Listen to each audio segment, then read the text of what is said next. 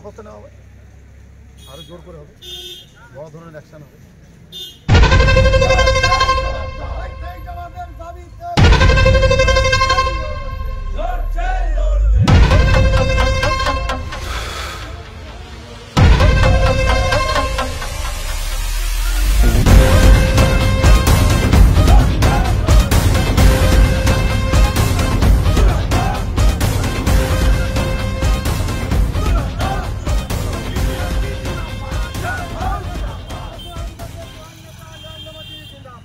দিতে হবে, এই জবাবে দাবিতে আমাদের আন্দোলন চলছে চলবে।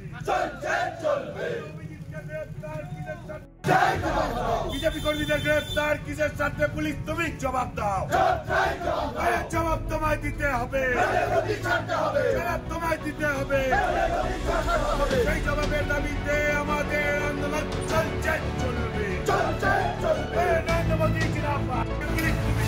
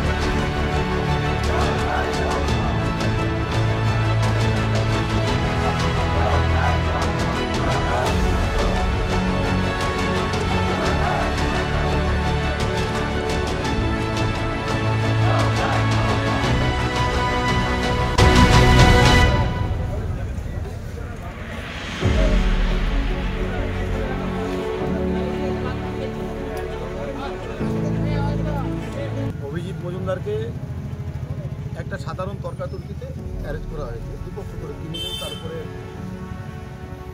কথা বলেছে, সেও সেইভাবে তর্কাতর্কি যেটা হয়নি কেউ। কিন্তু সেখান থেকে দেখা গেল কি 307 ধারা হয়ে গেল।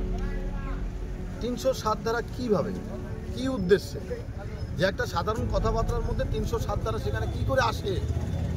আজকে সেইভাবে তাকে অ্যারেস্ট করা হয়েছে। যদি অ্যারেস্ট করবে তো দুজনকে অ্যারেস্ট করবে, একজনকে অ্যারেস্ট করেছে এবং 307 ধারা দিয়ে তাকে আজকে জেলে বন্ধ।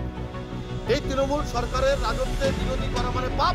তারা যত চুরি করবে, যত ডাকাতি করবে, যাই করবে, সব শান্তি, সব শক্তি, তারা সব তার বিরোধিতা করলে পাপ।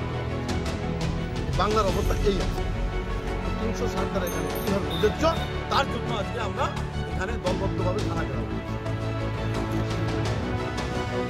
আমরা এটা বললাম, দেখা যাক কি হয়।